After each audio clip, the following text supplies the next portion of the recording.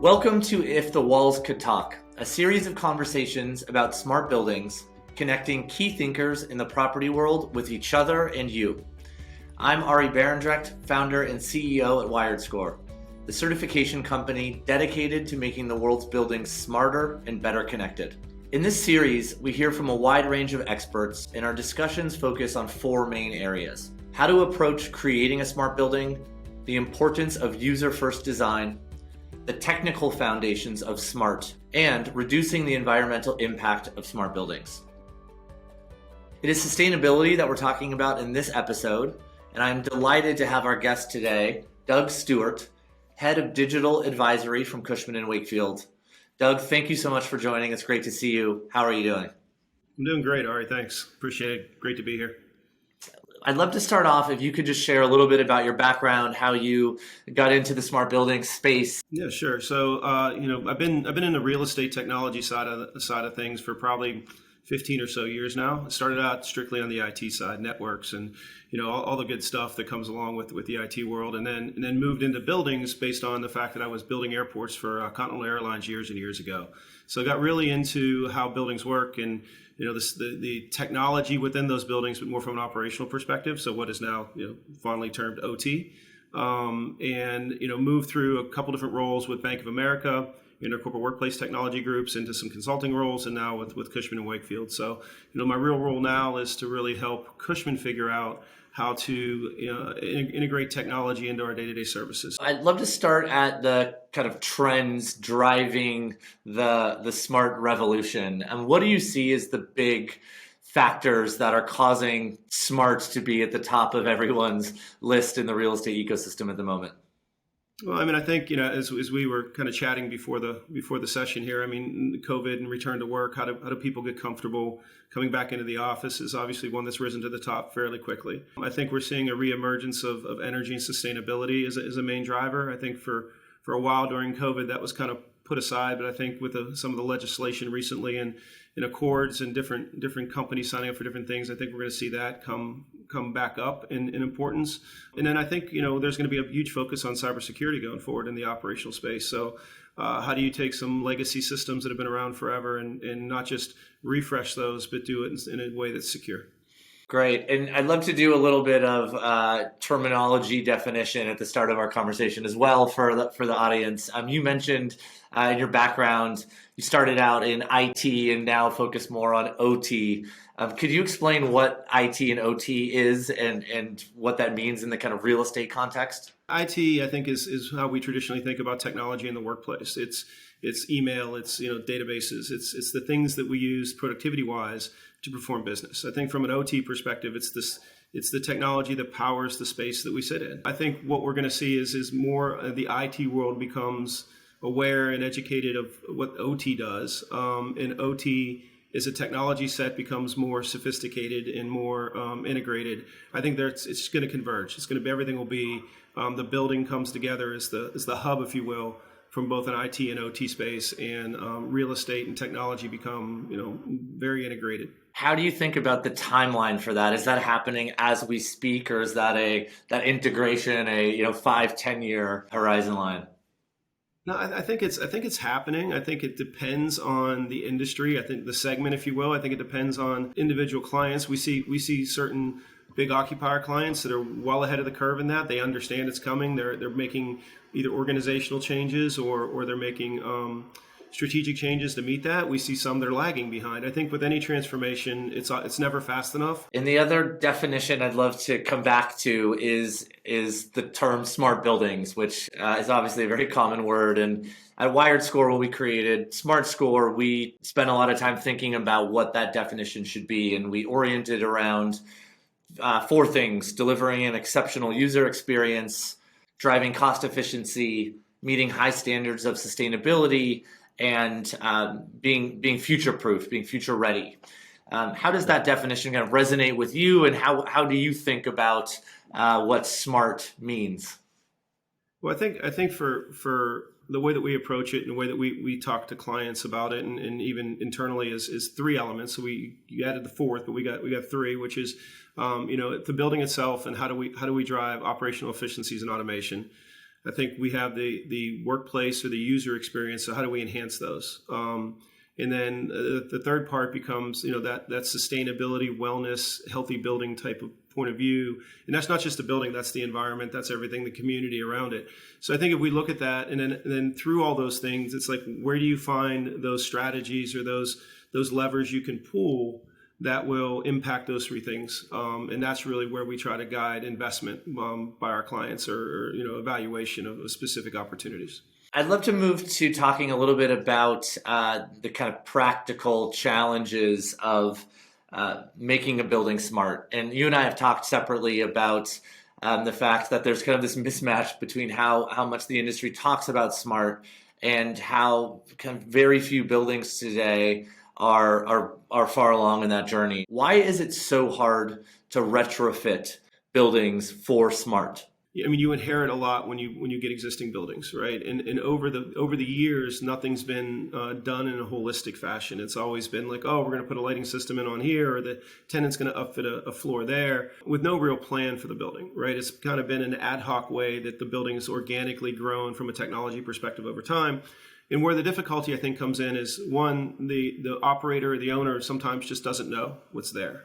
I think that's where, things that you're developing on Smart and WiredScore helps them at least baseline, what is in the building, what does it do, what can it do, where is it good versus where it's not so good. I think that's a perfect transition to talk a little bit more about sustainability, which is obviously one of the big drivers for making a building smart and one of the outcomes that lots of people are trying to drive improvements around.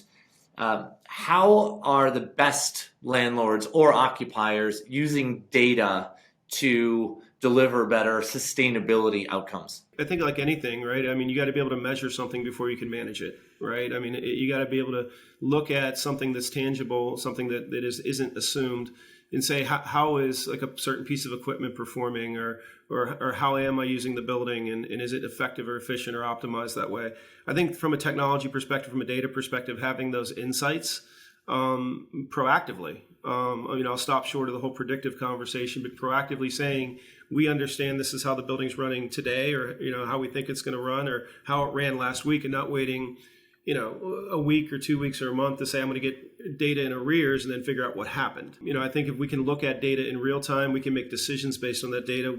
We can manage the buildings and manage the performance of the buildings down to the piece of equipment, then we're going to see exponential improvement across the board.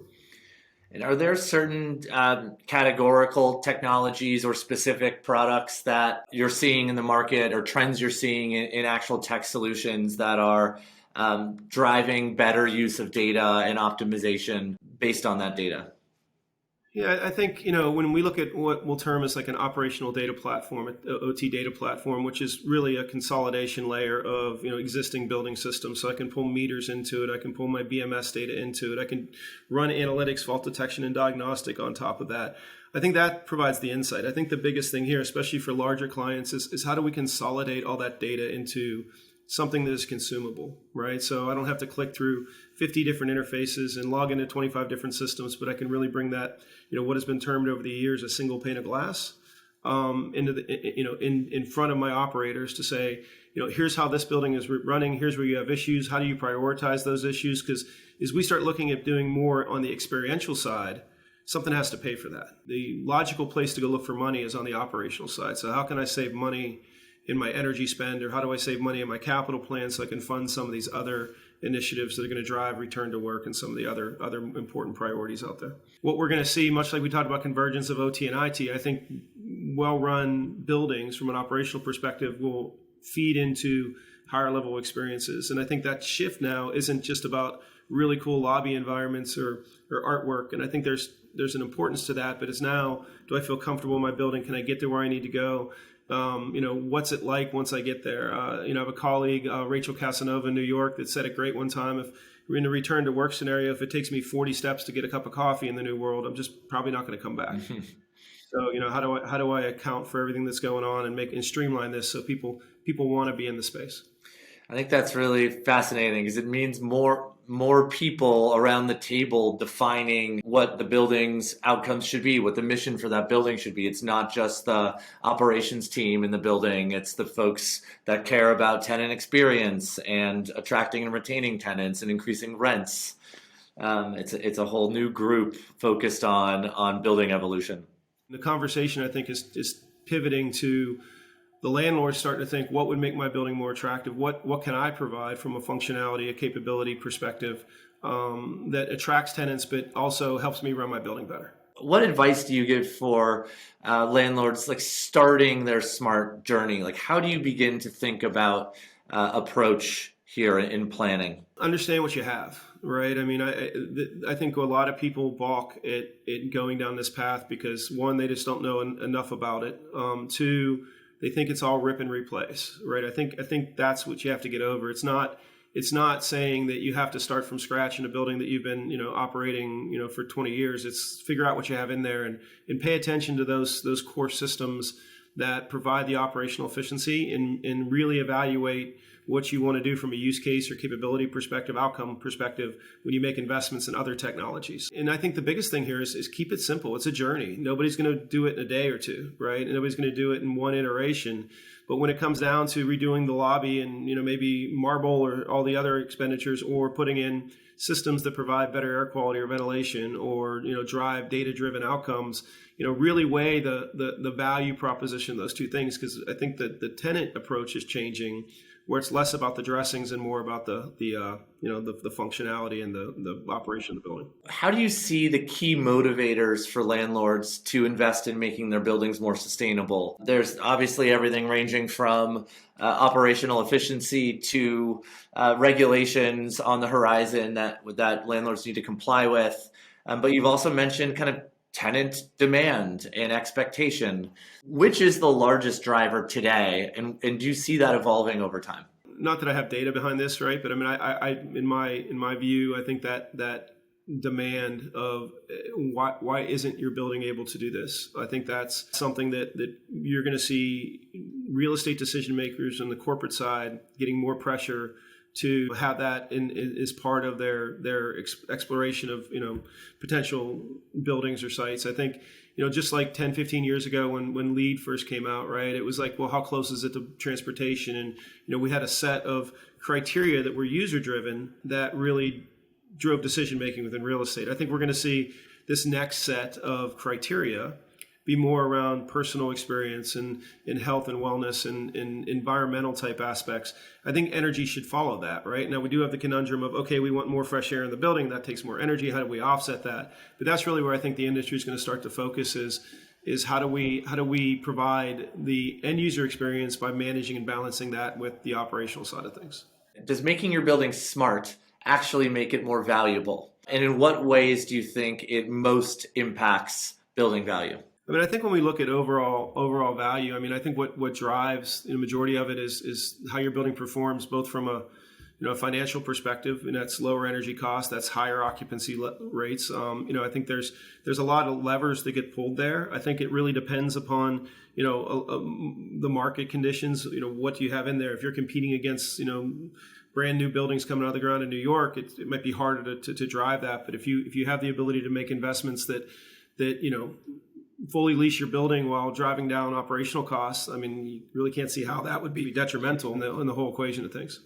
Awesome. This was fantastic. Thank you. Really interesting stuff, Doug, and I appreciate you spending time with me to share your experience and views on smart buildings and how they can be used to tackle the sustainability challenges of our day. So thank you very much. That's it for this episode. Thank you for watching. There's loads more videos on our YouTube channel, and we'll see you next time.